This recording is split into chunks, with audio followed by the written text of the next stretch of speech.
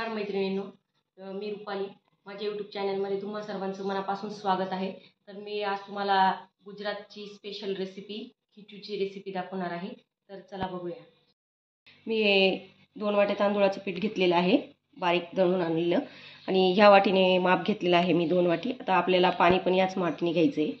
गॅसवर मी कढाई ठेवलेली आहे. त्यात मी 2 वाट्या पीठ घेतलं होतं, तर मी 3 वाट्या पाणी टाकून घेणार आहे. याला आपल्याला छान एकदम उकळी येऊ द्यायची. आता पाणी उकळून गेलेलं आहे. आता मी अर्धा चमचा जिरं, अर्धा चमचा ओवा, 1 चमचा तिळी,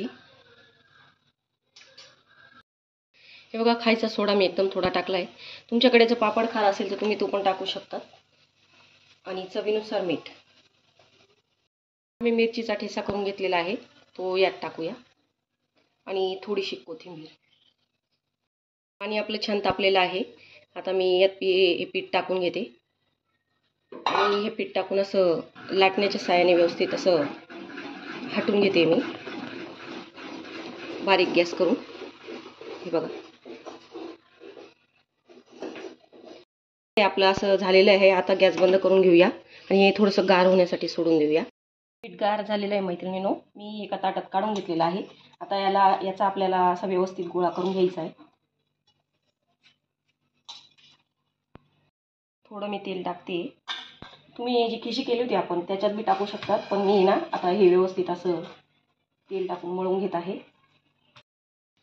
गोळा छान मळून झालेला आहे आपला. आता मी असे गोळे करून घेते, या प्रकारे मोठे मोठे. पोळपाटवर मी असे लांब लांब गोळे करून घेते.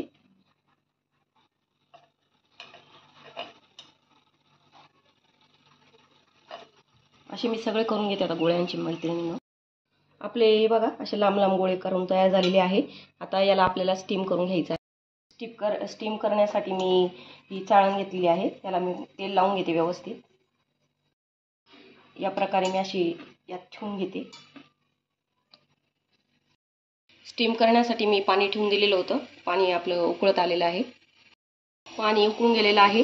मी आता यावर ठेवून घेते स्टीम करण्यासाठी. झाकण ठेवून घेते, आणि 10 मिनिटं आपल्याला स्टीम होऊ द्यायचं आहे. आता 10 मिनिटं झालेले आपले खिचू स्टीम झालेले आहेत. आता आपण ते बाहेर काढून घेऊया. थोडेसे गार होऊ द्यायचे आपल्याला. खिचू आपले गार झालेले आहेत. आता मी याला असं कापून घेते या प्रकारे.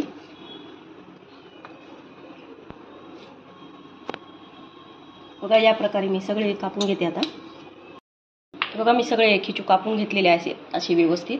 आता मी त्यावर ही चटणी केलेली आहे ती टाकून घेते. ही आपली शेंगदाण्याची चटणी केलेली आहे मी, ती टाकून घ्यायची. खूप छान लागते. आणि थोडीशी कोथिंबीर, आणि व्यवस्थित आपल्याला हे मिक्स करून घ्यायचं आहे. असं याच्याने पण केलं तर असं तरी चालतं, कारण हे खूप सॉफ्ट असतं ना, त्यामुळे. तर आपली गुजराती परफेक्ट असे खिचू रेसिपी तयार झालेली आहे. तर नक्की ट्राय करा माझ्या पद्धतीने.